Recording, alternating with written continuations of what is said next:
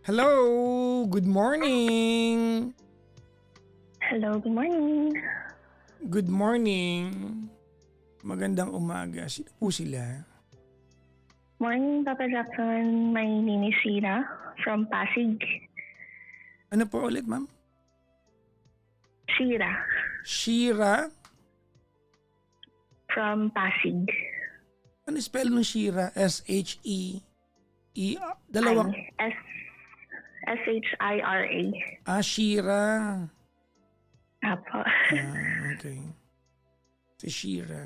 Musta na, Papa Jackson? Okay naman po. Ma'am, ano to? Pangalan mo talaga o ano to? Screen name. Screen name po. Palakpakan natin, mga kaibigan. Pinag-isipan. Kahit pa paano, ha? In fairness, kahit pa paano pinag-isipan. Ilan taon na si Shira? 35. 35. From Pasig. No? Yes po. Anong ginagawa mo sa buhay, Shira? Sa ngayon po, trabaho lang po sa bahay. I mean, work from home? Ganon? VA, apo. VA. Daming VA sa Pilipinas, no? Oh, dumami na po. Kakausapin ko ngayong bansa natin, kailangan ko ng 10% na lang ng sweldo nyo eh. Kasi, aminin nyo, libangan ako ng mga VA, di ba?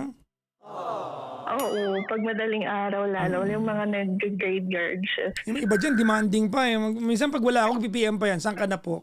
Kala mo may timing ako sa kanila. Aray ko, Papa Jackson, parang isang beses nag-ask ako kung meron ka ano. Kita mo? Iba kayo talaga eh. No? Anyways, may asawa na ba si Shira? Wala po. Single. Single, may anak. Wala po. For babies. Ilan? Ano mga aso mo? Maltese and Frenchie. French Bulldog. Mga ano yan mga hypoallergenic na aso, ano? Yung Maltese po, yung Frenchie, medyo nagkakaroon ako ng eye asthma dahil sa kanya. Okay. Ang French Bulldog pala ay ano, no? Ay tawag nito, hindi pala hypoallergenic. Kasi yung alpha male ko, Maltese, kaya lang namatay na eh. Masad naman. Ay, 13 years eh. Okay na yan. Lifespan naman na yan. Okay. Yeah, tama. Anyways. It's over the rainbow na. Over the rainbow na. Nawalan na ako ng isang aso, isang pusa, at isang rabbit. Nandun na, pinakremate namin sila eh. Nandun sila sa sala namin. Ganun din yung sa mga nag-pass na mga alaga ko, napakremate na rin. Anyways, bakit tayo magkausap? Shira, ano meron? Gusto ko lang makakausap, Papa Jackson, kasi meron sana akong, siguro hihingi na rin po ng advice. Yes po. Kasi, Papa Jackson, last year may nakilala ko, dito lang din sa TikTok. Mm-hmm. So, nagkakilala kami, nagkausap, hanggang eventually nagkita. And then he pursued me, naging kami. Aww. Sorry. Ano ka ba? Operator ka ba ng ano? Jackson, wait lang, wala pa akong work ngayon, biglang may tumawag lang. Okay pa po yung line. May nagpa-vibrate, no? Patayin mo yan, baka mag-enjoy yan. Wait lang. Yung sa work ko kasi yun, wait lang. Pang umaga kasi ako bukas. Ayan, sinagot na ng mga ka-work ko. Okay. Pwede bang patayin mo para hindi ka ma-distract? Apo, na-off ko na po. Patayin mo lahat, pati ref ninyo, patayin mo na lahat. Ayun o, Jackson. So, na-meet ko siya. And then, nung naging kami, naging legal on both sides. My mother knows him. Kilala ako ng mother niya. And then his siblings, sa akin. And then, around January, so naging kami po ng October. And then, December, dahil sa holiday, nagstay ako sa kanila, sa province nila. Saan province nila? Saan province niya? Sa Bicol po. Bicol. May natutunan kang salita doon. Dae, tsaka iyo. Hindi ko nga po sila maintindihan. Ilang alam ko doon eh. May mga tropa ko dati doon. Dae, tsaka iyo. Hindi, tsaka oo yung iyo.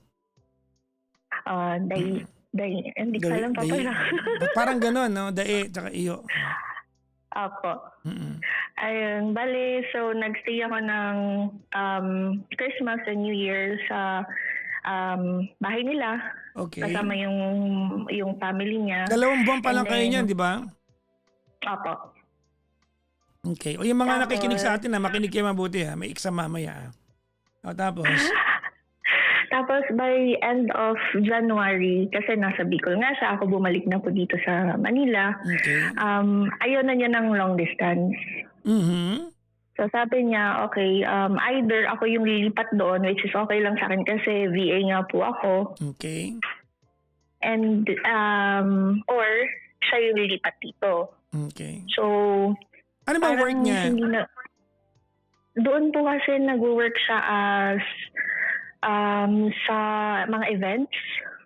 So it wasn't an event option for him attendant to siya. move out of Yes away po. from Bicol. Ikaw kasi may flexibility ka kasi telepono. Yes po. Okay. Mm-mm. So did you move to Ang problem Bicol? lang, unfortunately, parang nagkaroon ng aberya. May Ano? mga hindi pumayag na sinasabi na it's too fast. Sino? Nanay mo? Yeah. Actually, too fast kasi October lang kayo nagkakilala eh. Di ba August kayo Opo. nag-meet online? Yes, August. Oo, tapos una kayo nagkita, October, tama? End of September na po. September, di ba? August, you met each other online. August, you met each other in person. September, you met each other online, di ba? Ay, in person. October, nasa Bicol ka na. December po. December sa po Bicol ka na. ako. Oo. Opo. Too fast Opo. nga, medyo too fast nga. Oo. So, ayun, kinausap ko naman po siya. Nagsabi naman ako na hindi naman ako nagmamadali, na kung ano man yung decision niya, okay lang. As long as andun kami parehas, on the same page kami parehas. Kasi baka mamaya okay ako, na long distance kami, siya hindi, so baka maghanap. So, sabi ko, as long as we're on the same page, ganun ang gagawin natin. Tapos, nag-decide siya na parang, okay, kung hindi pwedeng dito ka lumipat, ako lilipat dyan. So sabi ko sa kanya, pag-isipan mo mabuti kasi again, nandito lang ako. Yung work ko, very flexible. If ever na kaya kong pumunta dyan. Mhm. So, hindi ata nasabi sa mother niya na ganun na yung plano namin. So yung mother niya medyo nagalit sa akin. So yun yung parang isa sa mga naging issue namin. Parang Nung inisip na lumipat nanay siya na dito sa kinuha mo yung Manila. anak sa kanya, parang gano'n. Yes po, opo. Grabe Tapos po, yung alindog ni Shira eh, no? Napag-aaway yung pamilya eh, no? hindi ko naman po sila pinag-aaway. Actually po, Papa Jackson, pagka may mga occasions sa kanila, pinauuwi ko siya pag lumuluwas yung nanay niya sa Manila. Anong buwan ba siya, Pinapadalan anong ko buwan siya siya. nagpunta ng Maynila, by the way? Katapusan po ng January. Ang bilis talaga, no? Okay, anyway, so. Tapos, yun, nung nagsama naman po kami Papa Jackson sa Bicol, walang problema. As in, ang sweet-sweet niya, alaga, pagka, kasi VA nga po, ang multiple clients, so wala masyadong tulog sa umaga, gigising na yan, magtitimpla ng kape, magdadala na siya ng breakfast sa kwarto, and Oo. then pag-lunch, sasabihin niya anong gusto mong kainin. Sabi ko, bala ka na. So, Ganun na. parang naging ganun yung Ano routine gusto mo namin. kainin maliban sa akin? Ako na lang. So, honeymoon stage yung tawag doon, di ba, Papa Ako sa Jackson? inyo. Napakaharot kasi, bilis-bilis eh. Teka lang, I missed that part. Anong naging work niya sa Maynila, by the way? Niya po? Oo. Ayun nga po, di nung dumating po siya ng katapusan ng January sa Manila, parang parang clinose niya yung sarili niya sa bahay. Kasi sa bahay namin kami tumira. So sabi ko sa kanya, instead na ganyan na i-outsource ko na lang sa'yo yung work ko. Ah, So tinraining ko siya. so nagtanggap ka ng dagdag client tapos siya yung parang tauhan mo. Yes po. Oh, Apo. matalinong bata ito, Kaya lang hindi niya nagustuhan kasi ang preferred niya talaga is yung kumikilos siya. Ayaw niya yung laging nasa harapan ng computer. Yung medyo Sabi ko sa dynamic, kanya, no? Yung medyo dynamic. opo. Okay. So, ayun Papa Jackson, until sa nung nagsama kami, nagkaroon siya ng issue na kapitbahay ko kasi yung ex ko. Kapitbahay mo yung ex And, mo. apa, Okay. para sa akin, wala naman na kasi naka-move on na ako dun sa isa, wala na akong issue kung magkita man kami, civil lang. Kumbaga, neighbors. Kailan mo pa naging ex yan? 2024. Recent lang. So, almost 1 year na, halos 1 year na Mm-mm. bago naging kami po nung bago. Tapos, nung mga time na nag-aaway-away na kami, nagkakaroon na kami ng alitan dahil nga po dun sa ex ko. Sabi ko, tinanong ko siya, ano bang gusto mo, ganito, ganyan. So, come April, tumigil siya dun sa ina-outsource ko sa kanya. Ayaw na niya. Gusto niya daw is maghanap ng ibang work na yung gumagalaw siya. Ganyan. So, sabi ko, sige, bala ka. And then, yun nga, hindi na siya, kumbaga, hindi na siya peaceful dun sa bahay namin, yung owned namin na bahay. So, ang gusto niya is magrenta. Kasi nga, nandun nga yung ex ko. Gusto niya na lumayo kami. Okay. Wala So, siyang work Paano yun? Ang ginawa ko, dun, kinausap ko po siya ng maayos ng Papa Jackson. Sabi ko sa kanya, papayag ako, basta magkakaroon ka ng work and maghahati tayo sa rent. Mm-mm. So, may nahanap kaming magandang place dito sa Pasig. And ginrab na namin yung opportunity. Magkano kasi rent? medyo Magkano mura siya. rent? Magkano? 9K. 9K? Ano yun? Ay, studio Apo. type? Studio na pwedeng convertible to 1 bedroom. Tapos Okay. condo na siya. Condo na. Okay. Opo. So sabi ko, ayan, at least may libangan tayo pagka naboboard tayo kasi work from home, ayaw nating lumabas pag minsan, may pool. So, yun yung naisip ko. And then, Papa Jackson, nung April, medyo nagsa-start na siya na maging, doon na yung lumalabas yung talagang mga ugali niya. To the point na nung May, nasaktan na niya ako. Okay. So, Ba't ano pinag-aawayan nyo? yung unang away namin, nagulat na lang ako, tumawag yung ex ko sa akin.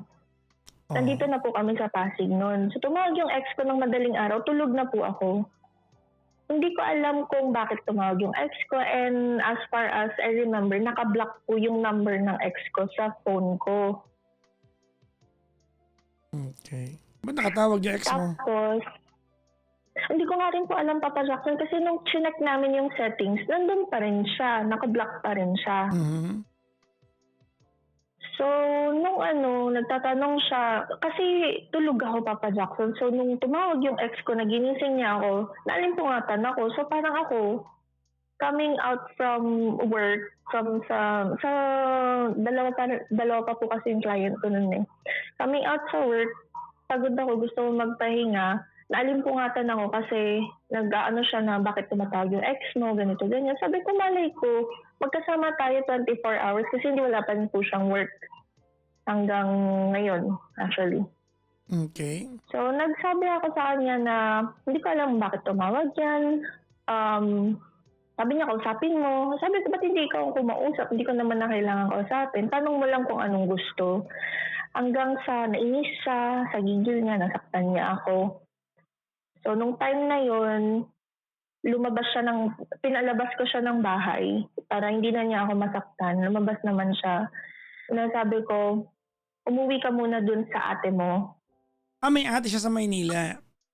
Yes po. Umuwi ka muna dun sa ate mo kasi nasasaktan mo na ako. Ayoko ng ganyan. Magpalamig muna tayo. Ako sa kanya.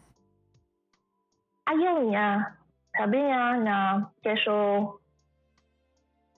ang dali-dali mong ang dali-dali mo kung bitawan, ganito, ganyan. Yung ex mo, nasasaktan ka rin niya, bakit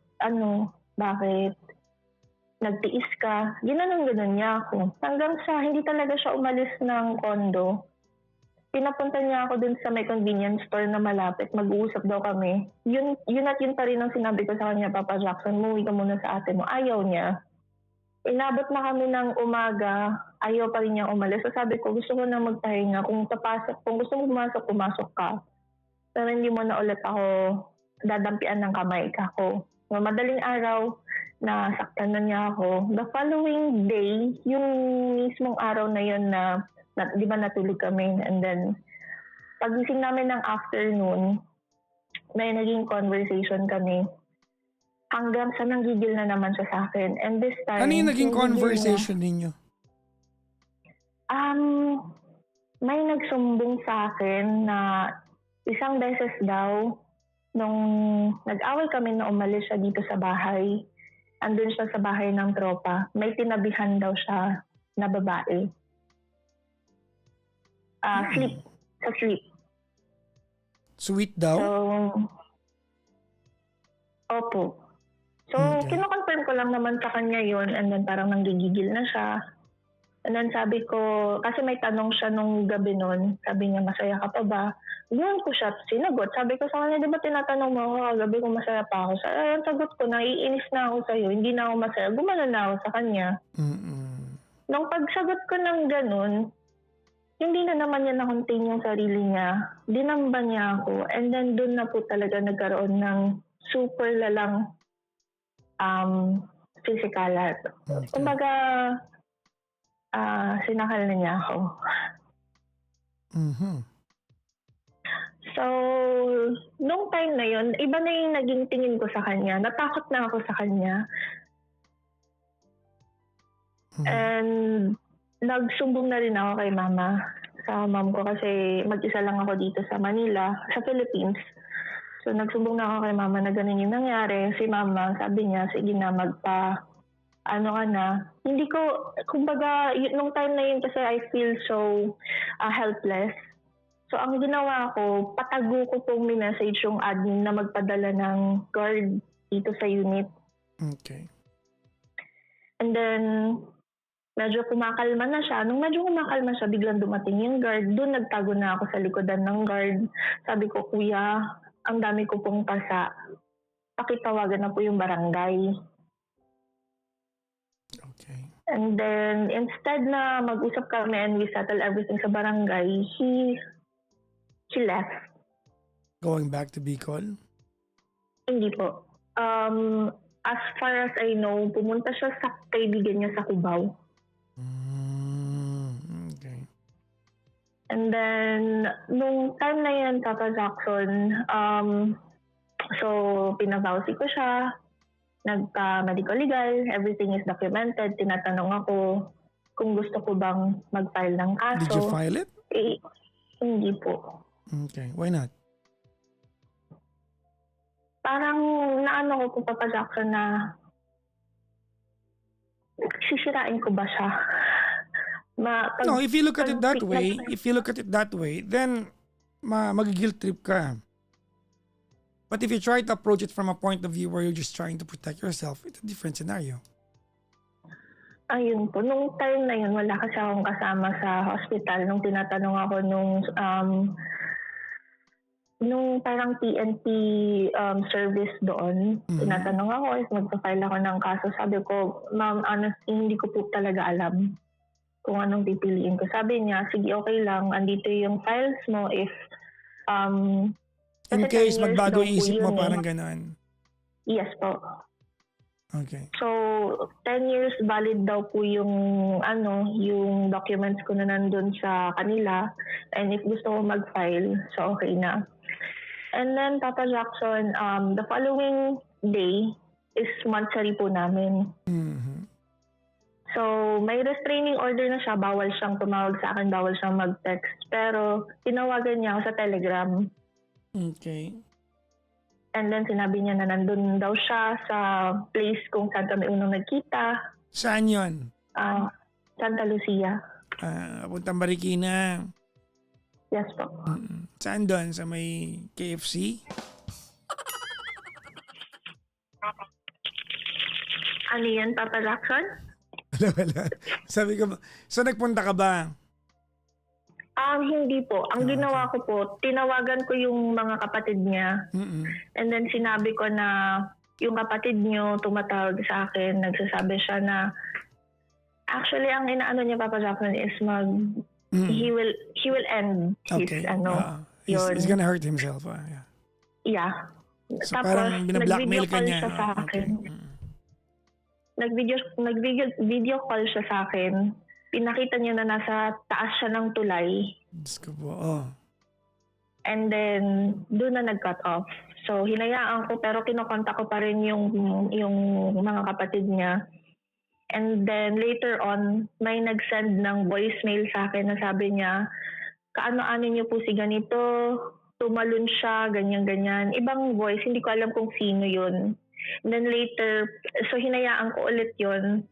Pero tumitingin na ako sa FB, sa Blue App if may magiging news. Kasi di ba pagka may mga ganyang pangyayari naman. So sa you mga are highway- that detached already, no? Doon ka na lang, bahala na parang ganun. Okay. So, nung Papa Jackson, naalala ko, meron akong ticket na nabook sa Pampanga. Okay. Yung Water Lantern. Good for how Sabi many? ko- Good for one? Good for two? 2, para sa Okay. aming dalawa. Okay. So sabi ko, sige, mag-usap tayo. May pupuntahan tayo ng ganito. Check natin if kaya pa bang isalba. Oh, so you arranged para magkita kayo? Yes po. Di ba Tapos, may nag-PM yung sa'yo sinabi- may nag-PM sa'yo na voice? Doon ka nag-reply sa boses? Hindi, inano ko yun, Papa Jackson. Finorward ko sa mga kapatid niya. Okay. And then, after ng voice, ilang araw ko ata siyang hindi nakausap.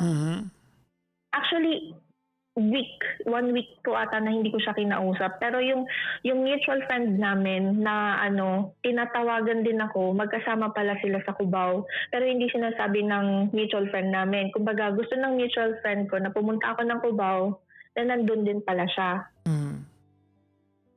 So, sabi ko dun sa mutual friend ko, I cannot kasi may work ako. If kasama mo si Yan, ganito, okay. sabihin mo sa kanya na magkita na lang kami ng ganitong araw kasi may lakad kami to Pampanga. Tapos yun Papa Jackson, pumunta kami, nag-usap kami. Tinanong ko siya bakit niya ako nasasaktan, nanggigigil daw siya, hindi daw niya makontrol. Sabi ko sa kanya, sige, bibigyan kita ng isa pang pagkakataon, ultimatum mo na yan. The next time na sasaktan mo ako ulit, wala na talaga kahit... So nakita kayo sa Pampanga? Yes, dito, sa Pasig po. So pinapunta mo siya ng bahay mo ulit o hindi na? Hindi po sa loob, sa labas po kami nagkita. Okay. And then, nung on the way to Pampanga, ayun, nag-sorry naman. Na-enjoy naman namin kasi Water Lantern Festival nga po. Pagbalik, tinatanong niya yung restraining order if nakaano pa ba sa admin. Sabi ko sa kanya, oo, kasi 15 days yun. Okay. And then, sabi ko, hayaan mo, pagka malapit na ng 15 days, ipapa-lift ko yung ban mo.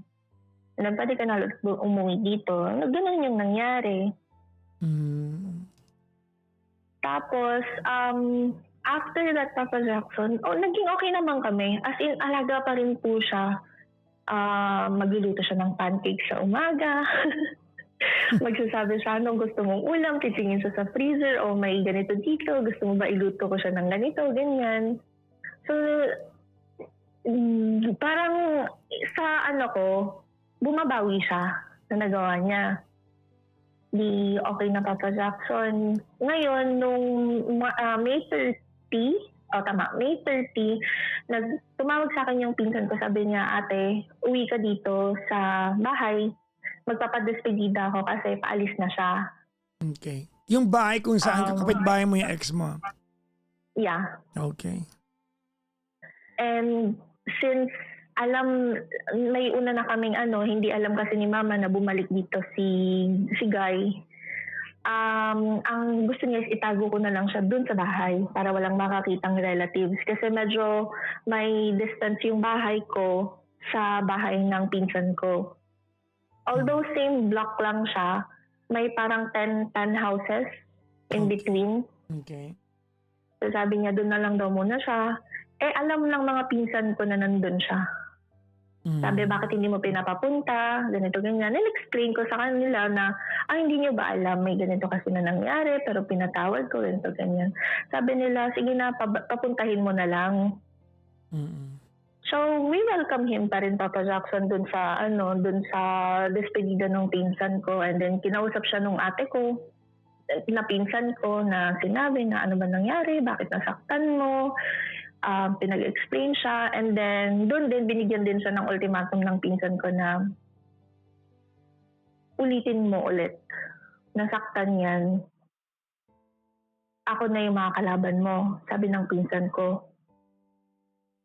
And then nung gabi na yun, kasi wine lang naman yung iniinom namin noon, Papa Jackson, so hindi siya nakakalasing.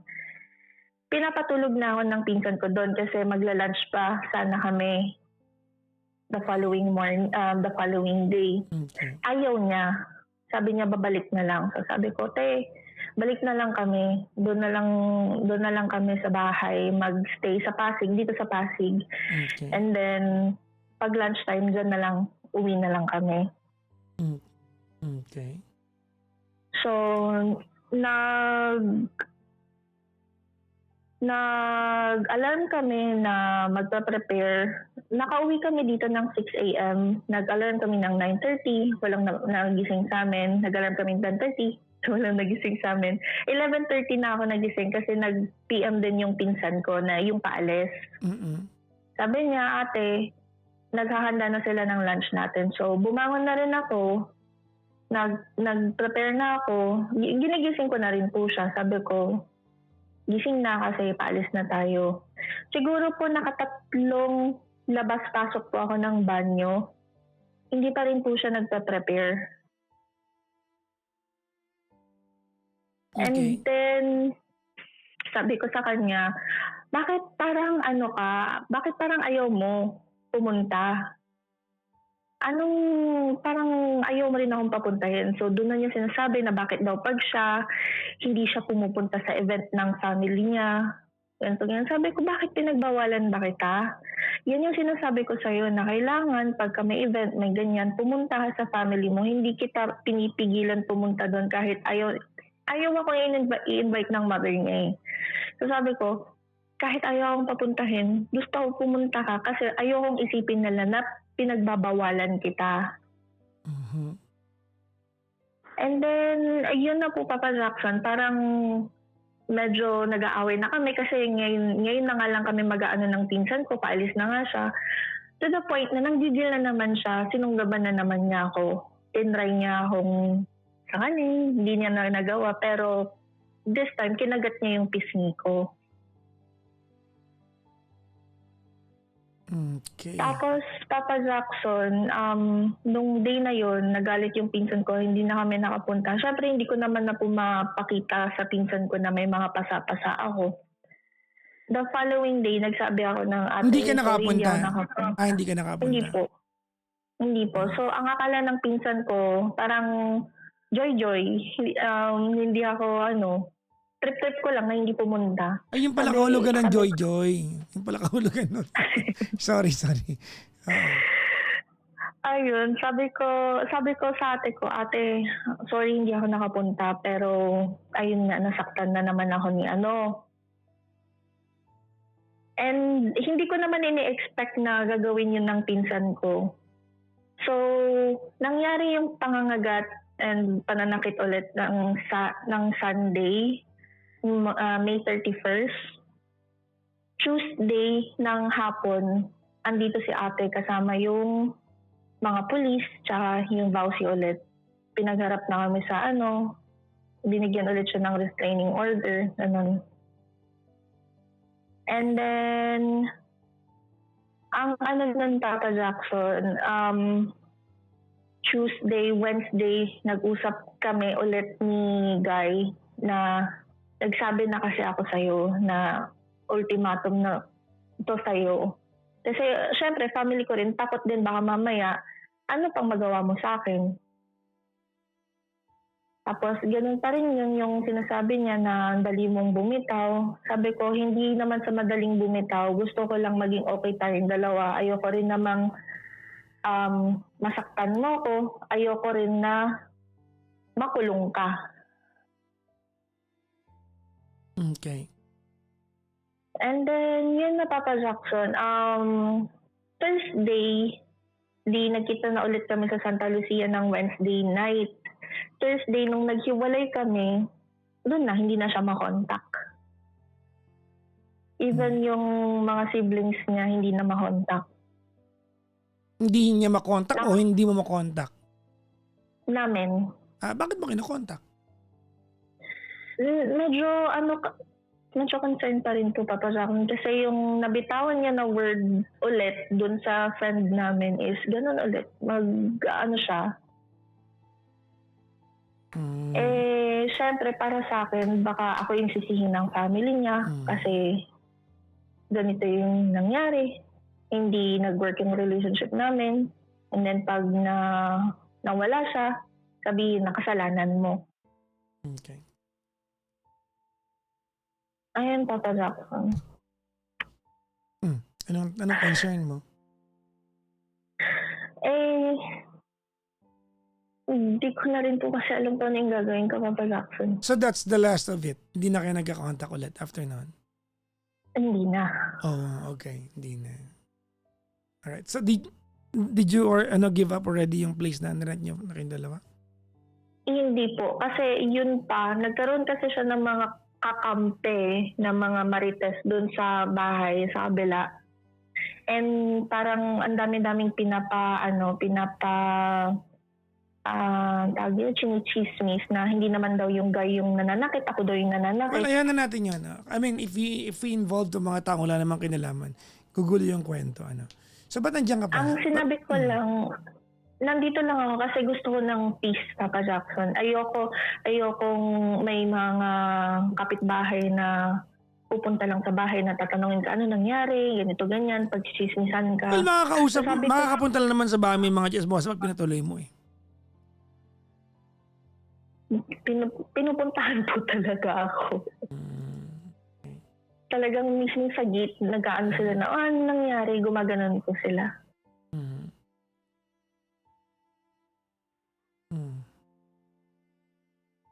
Okay.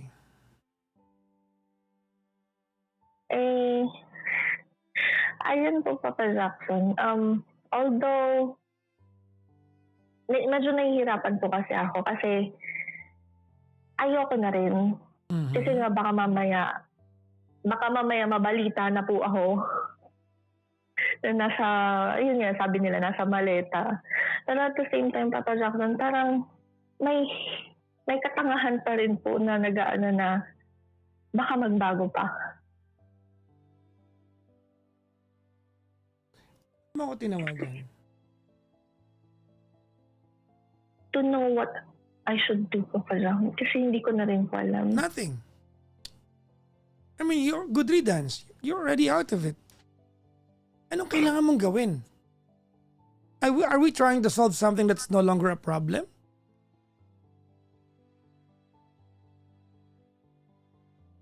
So, and na po talaga. Anything more than this, you're already asking for it. Are you asking for it? No. Well, it looks like that sa tanungan natin. Here you are na fully aware of what might happen to you. The danger that you can be, that could be thrown at you. And yet here you are contemplating kung baka balikan mo pa siya. Are you out of your mind? Look, ganito, let's backpedal a little bit, no? Ikaw magsabi sa akin, Shira. Ikaw magsabi sa akin, Anong maling ginawa mo? Bakit ka na nauwi sa ganyang sitwasyon? Um, Kasi for me, ang sabi niya ang pinaka-pinanggagalingan lang daw talaga niya is yung pagseselos daw niya dun sa ex No, ko. that's not the problem. I'm not saying that's wrong or that's right. I'm just saying that's not the problem. The problem The is problem. having a relationship with him, deciding to be with this person was done in a very hasty move. Mm. Yung pagiging padalos-dalos mo, yan ang punot dulo nito. Had it been nagtagal kayo ng konti, di ba? At the very least, nakita mo yung mga red flags, yung mga signs, kahit papaano. Had it nagtagal kayo ng kaunti, di ba? Nalaman niya kung bahay mo yung ex mo. Kahit papaano, nagkaroon ka ng hint ano maging reaction niya. That's why getting to know his stage is very important. And that's practically setting the expectation. Mainam na ito yung mabigyan din natin ngayon, Shira, because if this is the way you commit yourself to a partner, may problema ka. You just give in and give away yourself to anybody? Kasi ni-love bomb ka? Mm. Kasi tawag nito, pinangakuan ka ng ano na feeling mo gustong-gusto ka. Tanong gustong-gusto mo ba? Kilalang kilala mo ba yung taong gustong-gusto mo?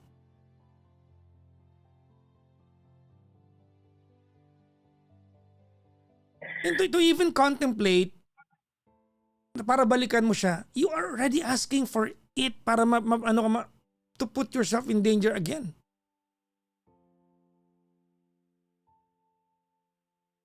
Nagulat ako ang tanong, ano pong gagawin ko? Anong gagawin mo? Wala ka nang kailangan gawin. Nakalabas ka na eh. Nakalabas ka na sa relasyon na dapat wala ka na talaga dyan. Tapos nagtatanong ka pa, anong gagawin? Ano ka ba? Diba? Good riddance na yan eh.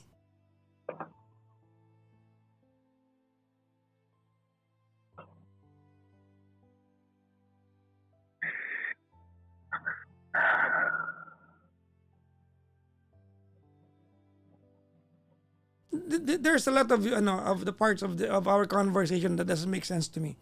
Halimbawa, paano ka alam na ex mo yung number mo? Hindi ko alam. No. Yung part niya questionable sa akin yan. But it does not merit para payagan mo siyang to just keep on doing it sa'yo. And then ask a question kung babalik ako sa kanya o hindi.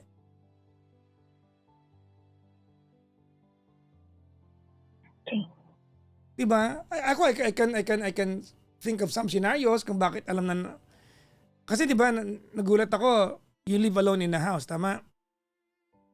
Ngayon, opo. Hindi, dati. Yes po, dati. Tapos kapitbahay mo yung ex mo. Sa malamang, hindi kaya welcome na welcome pa rin yung ex mo sa buhay mo?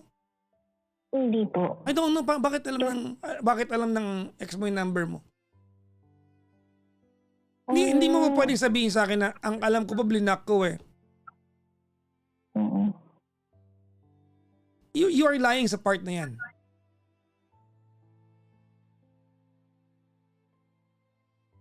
Hindi ko po alam I don't know. kung ba't alam niya yung number ko. Diba, imagine mo, Pero your ex is calling you on wee hours of the evening. Any guy would be furious. Kahit sinong lalaki magagalit. I'm not saying it merits para gawin sa iyo yung ginawa mo. I'm just saying. But that's irrelevant now. Irrelevant na yan kasi nakawala ka na eh. Ba't ka ba? Balik ano ka ba? Hindi ka ba nahiya? You have involved the Vauci, the police, yung barangay dyan, yung admin ng building already, yung kamag-anak mo, yung nanay mo sa abroad. Tapos nag-iiwan ka pa ng you are leaving the door ajar pa rin para sa kanya. Okay, Papa Zach.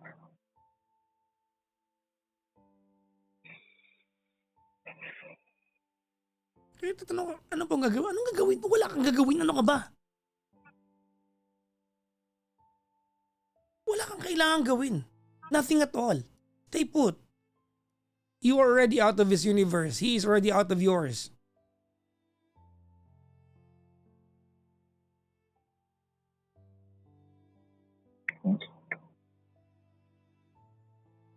Thank you po. For what? Thank you for telling as well. Kailan jowa ka na? Shira. Dalawa. So, una yung kapitbahay mo. Apo. Gano'ng katagal kayo nun? 11 11 days. Okay. years. 11 years. 11 years. Okay. Apo. Ba't kayo naghiwalay nun? Hindi ko na po kasi nakikita na may balak siya for us. Okay. And you were brave enough and sensible enough to walk away from that kind of relationship. Tama? Yun, opo. Yun nga rin po yung Ay, ano to? naisip ko. Di ba it makes more sense that you walk away from this one as well? Yes po. Alam mo, Shira, I'll be honest with you. Ako, I'm just glad that you're safer now. But a lot of your story doesn't make sense to me. Number one. But I'm not saying that you deserve what you went through. Of course you don't.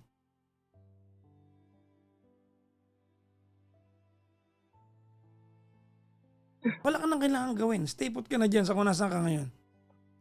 I-give up mo na yung place na yan. Hindi ka ba nahiya yung mga tao? Alam ng mga admin, kada papasok ka na lobby. Yan yung Shira, oh. Yan yung pabawsi yan. Diba? Pag-uusapan ka ng mga yan. Yes po. Nagdag-stress yan. That's number one. Number two, well, he knows where you're at. Pwede ka bang antayin sa labas niyan? Di ba? Pwede ka niyang antayin. Pwede ka niyang, Psst! Shira!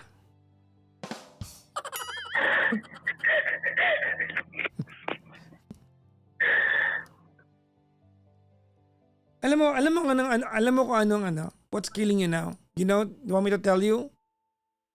Ano po yun? Yung tanong na what happened to him. What happened to him? Hindi siya makontak. Ano kaya nangyari sa kanya? Parang ganun. No?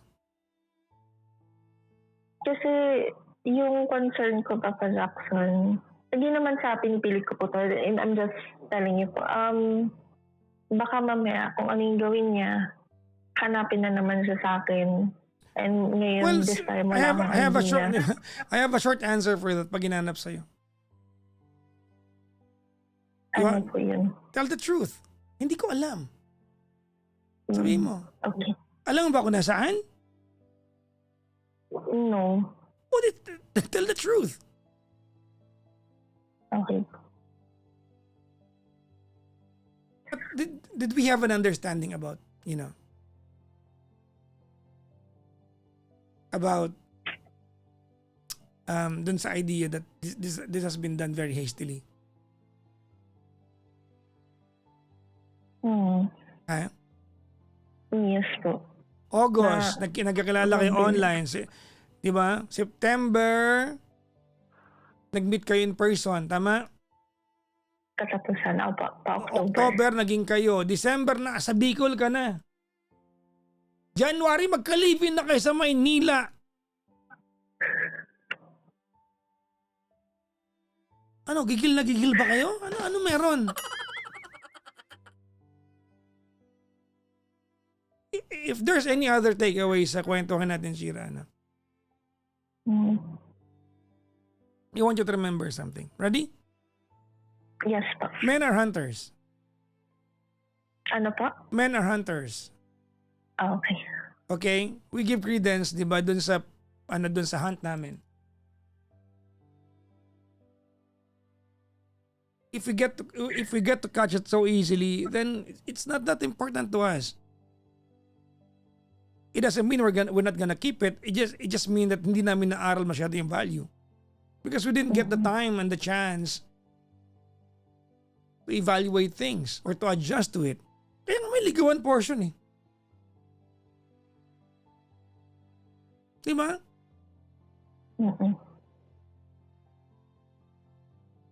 But Ba't ka ba nagmamadali? Kasi 35 ka na. Hindi naman po. Oo pala yun. Pogi ba? Pogi? Oo. Ayun lang. Gan. Pero inano ko naman sa kanya na wala akong pakialam doon. Sus! Tigilan mo ako, Shira. Eh, yun na nga po, Papa Jackson. Nagsabi din naman ako sa kanya na ako hindi rin naman ako nagmamadali sa relationship. Kasi nga, Wag di mo ba nang nga after nung... wag mo nang sabihin sa akin yan. Tigilan mo ako. Hindi nagmamadali. Punta ka ng Bicol ng December.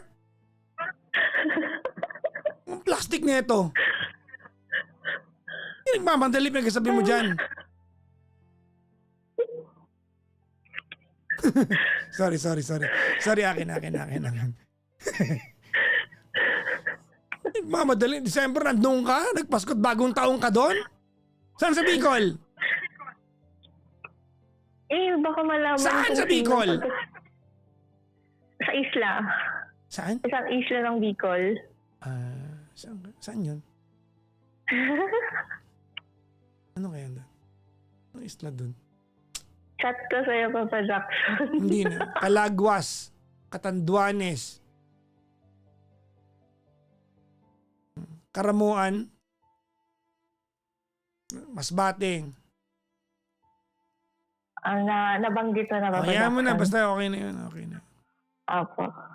Anyways, as your friend Shira, I'm just glad that you're out of danger already.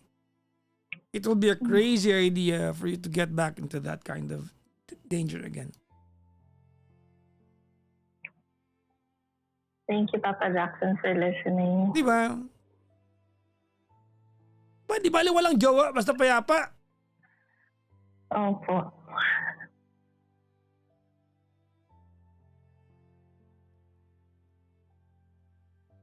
Well, anyways.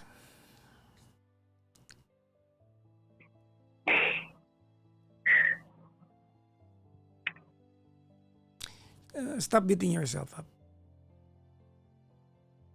Stop feeling guilty about how it turned out.